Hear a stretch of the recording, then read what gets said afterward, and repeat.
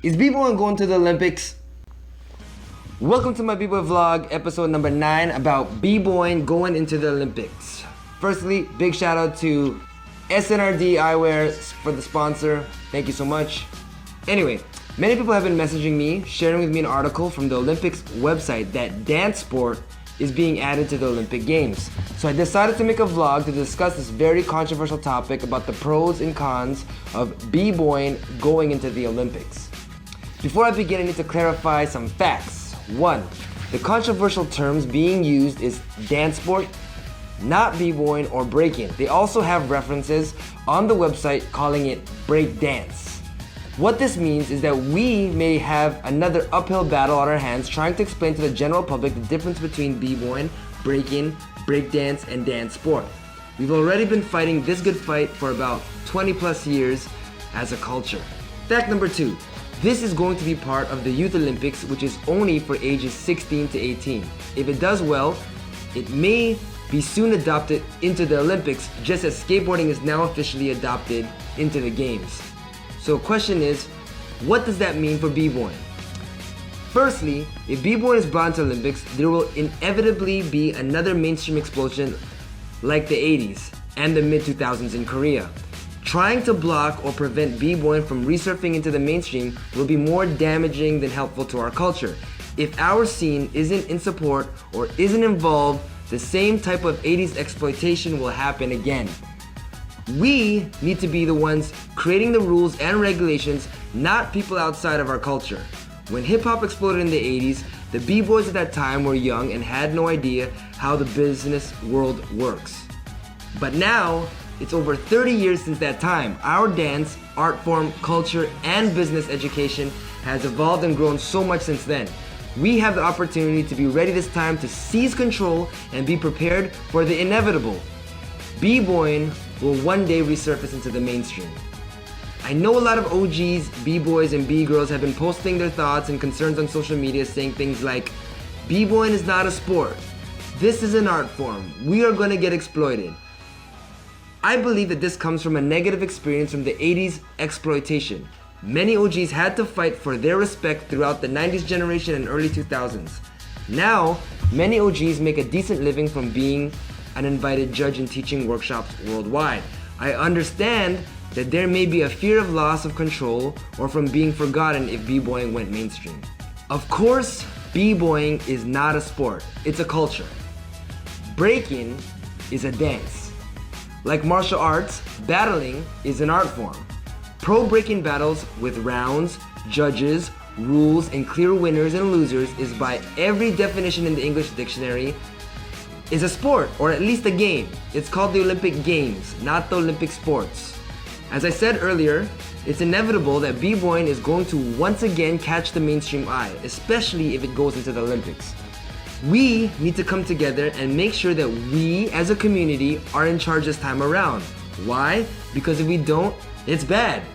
But if we do, the entire active scene and generations of past, present, and future B-boys will have the floodgates wide open and amazing opportunities pouring through.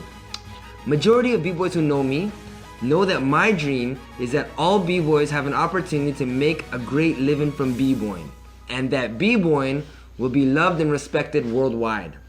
Bboying in the Olympics can open up that door. When any type of sport goes into the Olympics, the top athletes of that country who are involved are super greatly benefited, supported, and respected by their countries. Majority of governments have a Ministry of Sports and Culture department where they provide big funding for their athletes and huge financial incentives for winning gold medals. For example, in Korea, all men must go to a mandatory 2 years service in the army. However, winning a gold medal automatically exempts you from the military.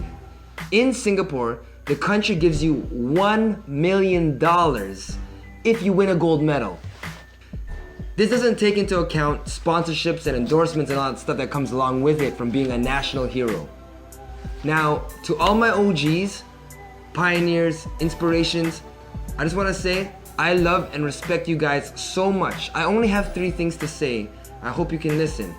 Number 1, As long as we, the culture, is involved and in charge, we will never let it become whack. We will fight to keep the true essence alive. We will fight for all B-boys and B-girl approaches and perspectives worldwide. And we will not let peeps who aren't in our culture call the shots. Number 2, as long as I, Dyzee the Supernaturals, is around and has a say, you will never be forgotten, forsaken, or pushed out of the scene. We need a culture that honors our pioneers and what you have done and contributed in this scene. Without you, I, nor any of us would be who we are as B-boys and B-girls today. Number 3 is simple. Please, please allow this or the next generation of B-boys and B-girls to be able to make a decent living from breaking. We can make this so that there's opportunity for everyone. This is our chance. Please, we ask of you for the blessing to go out and get it. With that said, I want to announce that I am getting behind the United Breaking Association, also known as the UBA. If you haven't heard of the UBA, they were coming up around the same time as UDEF, but as UDEF popped off, the UBA sort of seemed like they disappeared. Now it turns out that they have been putting in the work and they are behind this movement into the 2018 Youth Olympics. About 1 week ago, there was an online webinar meeting and a lot of big name B-Bboyin activists came online. To make a long story short, in the end, I only asked one question. In the most non-attacking way possible, I asked to them, why should we trust you? Now each of the 4 members of the board, 3 of them are indeed B-boys and B-girls of the scene. They shared their heart with me and all of us, and I truly believe I know where they are coming from and what their intentions are. We all only want the best for our culture and we are tired of the B-boy hustle. What I truly like about the UBA is the structure of the association. Anyone can join and anyone can be voted into a position such as president, vice president, committee, board members, etc., etc. Who would you vote onto the committee from the global B-boy, B-girl scene? I have a solid list. I need everyone to consider joining or at least taking a look at the UBA. We need your voice. Imagine our culture can all be united under an association. Then the power will be in our hands and we will finally have a united voice. No more exploitation. I just want to say thank you to everyone for your comments, support, and shares. Please get the word out and be a B-boy and B-girl activist in the scene. I promise you, there will be a day where B-Bboyin will rise to where it deserves to be and we will get the respect we deserve. I'm working on this huge crazy plan. I'm going to prove that B-boys and B-girls can make a great living from doing what we do. Train and battle. I hope to release the plan on my next vlog. Until then, peace, God bless, Dyzee over here, and I am out.